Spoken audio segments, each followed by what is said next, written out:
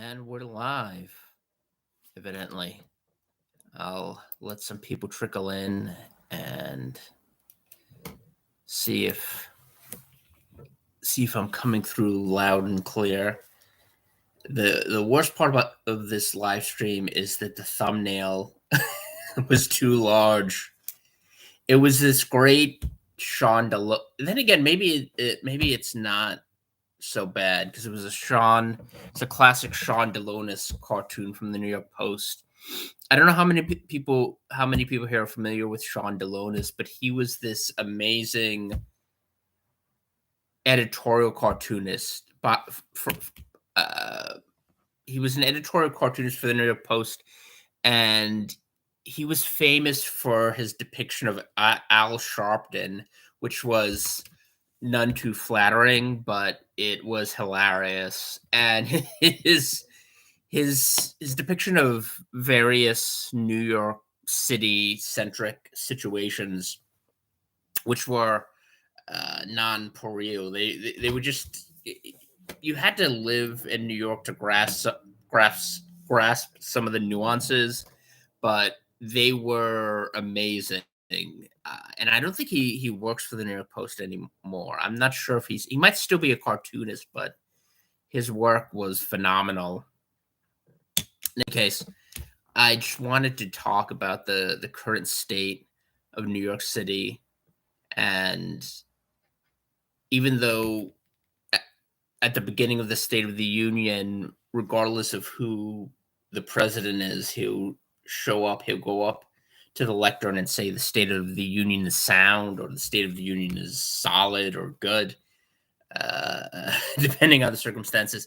The State of the Union in New York City is terrible, and we just elected a mayor who, in all likelihood, will be just as bad, if not worse, than Bill de Blasio. And I know a lot of people, when when de Blasio was tapering off towards the end of his final term in office, people would say, well, how could he be worse than de Blasio? And de Blasio was the worst mayor in my lifetime.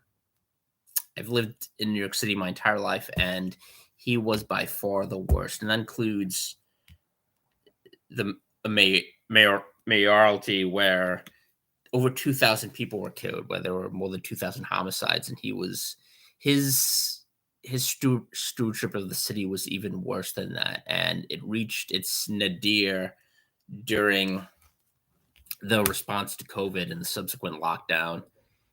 For anyone who visited New York City or lived here, they can attest to that. Or the many people that left. One of my friends, or not, I shouldn't say one. Many of my friends have left. They've debarked for Florida, for New Hampshire.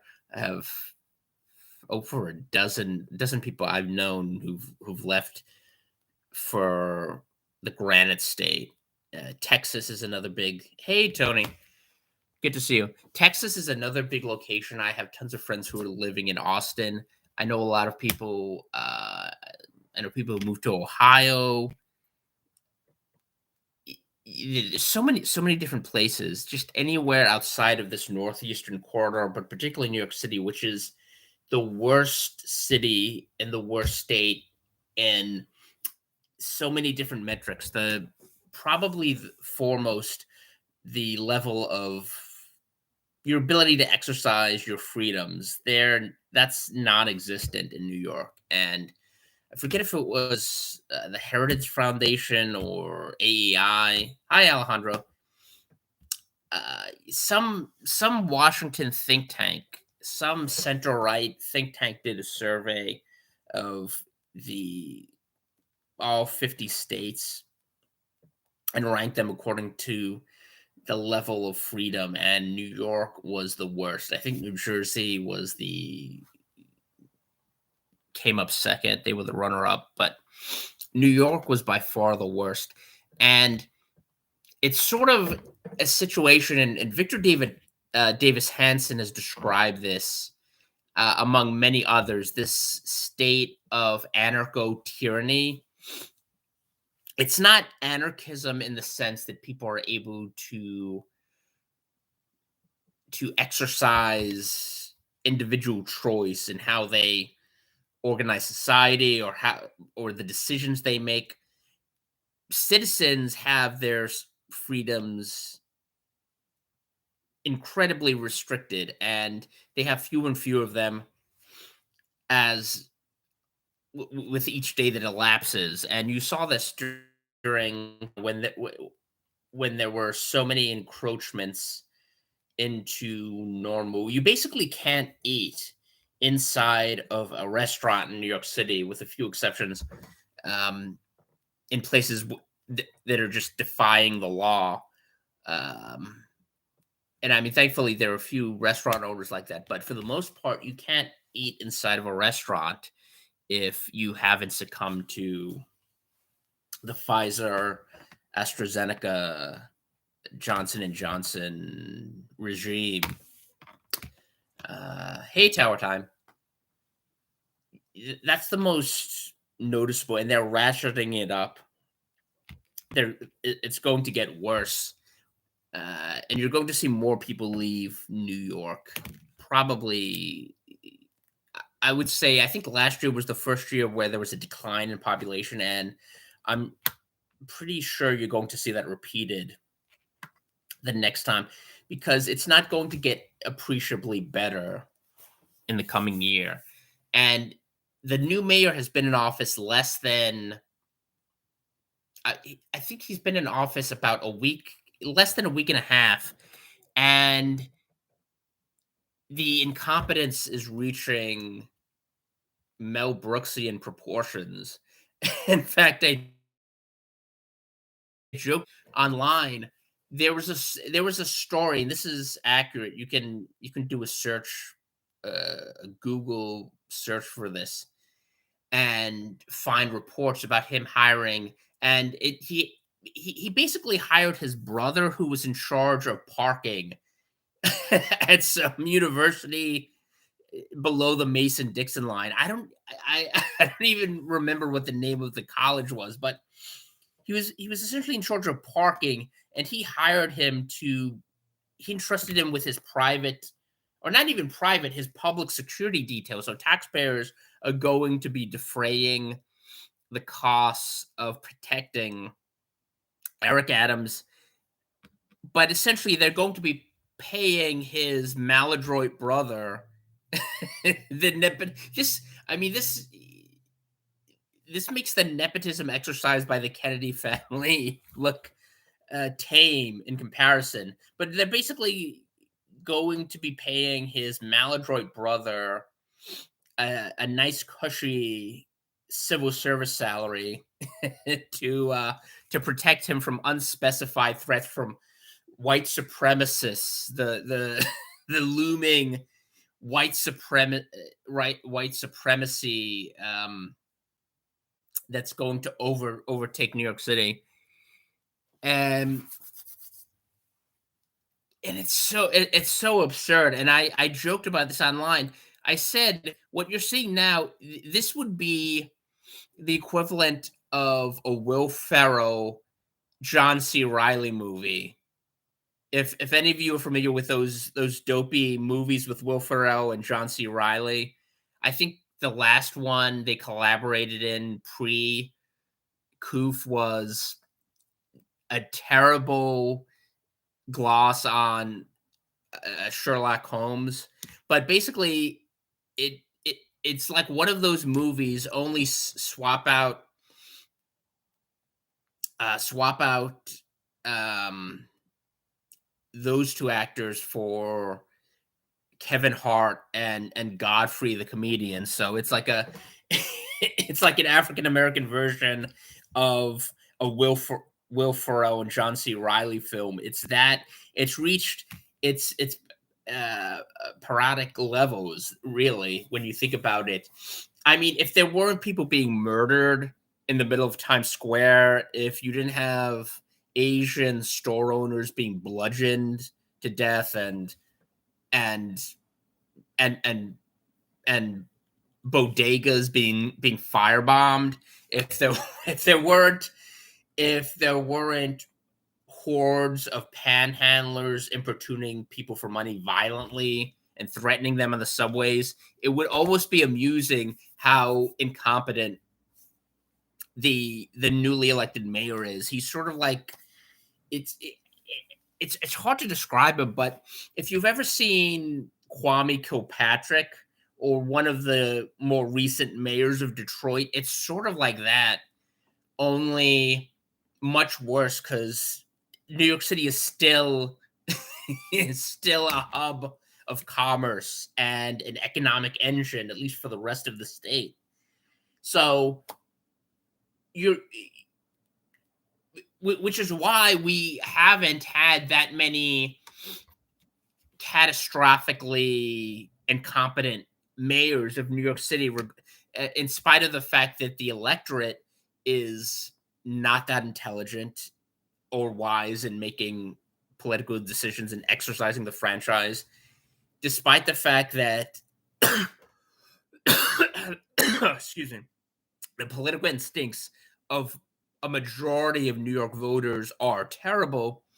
You usually don't see someone elected mayor who's a complete incompetent until recently. So that's what we're having to deal with. And I think one of the reasons was the narrative that surrounded Eric Adams when he ran for office. He was contrasted with some of the other main contenders in the Democratic Party. Of course, there was Andrew Yang, who was this sort of gadfly Asian American candidate whose popularity was a result of a failed but very well publicized run for president.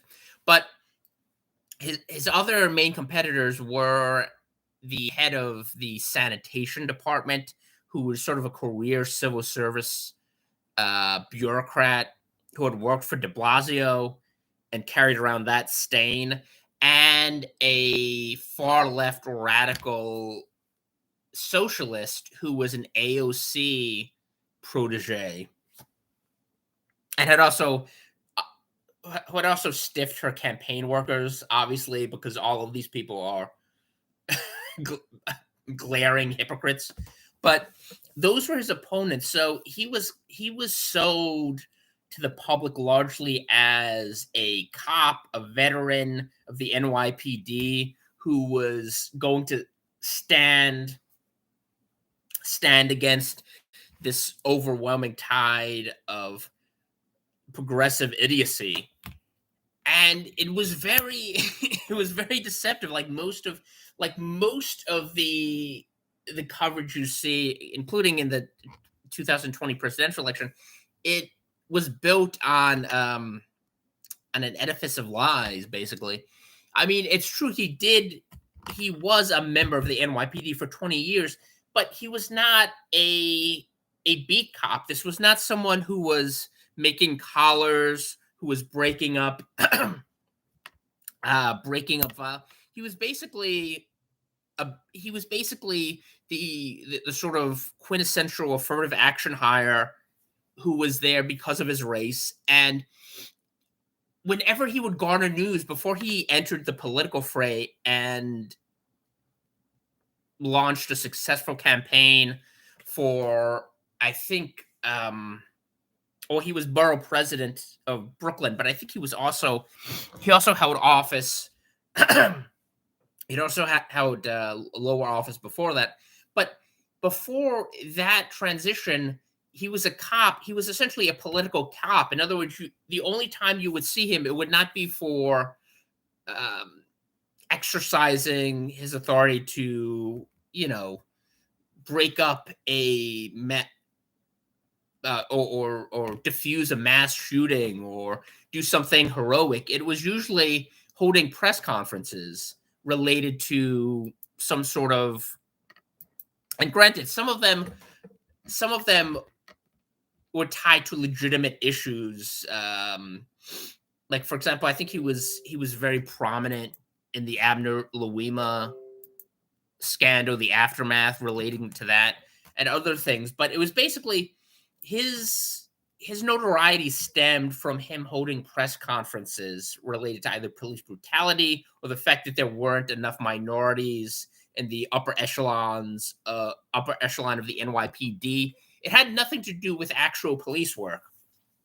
So this narrative that was constructed that he was a super cop was simply misleading at the very least. And now we're seeing the results of that. We're not even a month into his term, and he's basically beclowning himself. He's becoming a joke on the front page of the tabloids, the few tabloids that still exist, and it's embarrassing. But more than that, it's also a terrible sign for what's in store. I mean, the first his first day in office when he was doing a little press junket via subway, he had to call the cops. I'm not joking. He had to call the cops because there was a crime, there was a brutal crime being committed within eyesight. So this is a cop having to call the cops. I mean, it's like I said, it has the makings of one of these zany Will Ferrell type comedies. It's really absurd. The whole thing is absurd, and the problem is it's not going to get any better in subsequent elections. It's not like unless something dramatic or drastic interposes itself to change the current situation, it's not going to improve because the people that comprise the core of Giuliani's election and the so-called New York Renaissance, most of those people have fled. They've left New York City. They've, in many cases, they've left the Northeast entirely. The only constituency that would elect someone like that resides in Staten Island, and they're not numerous enough to actually change the demographics of New York City. So unless people become so outraged that they're being placed on the altar of uh, Democratic Party expediency, you're not going to see much improvement, unfortunately. So it's just my thoughts, and I'll see you next time.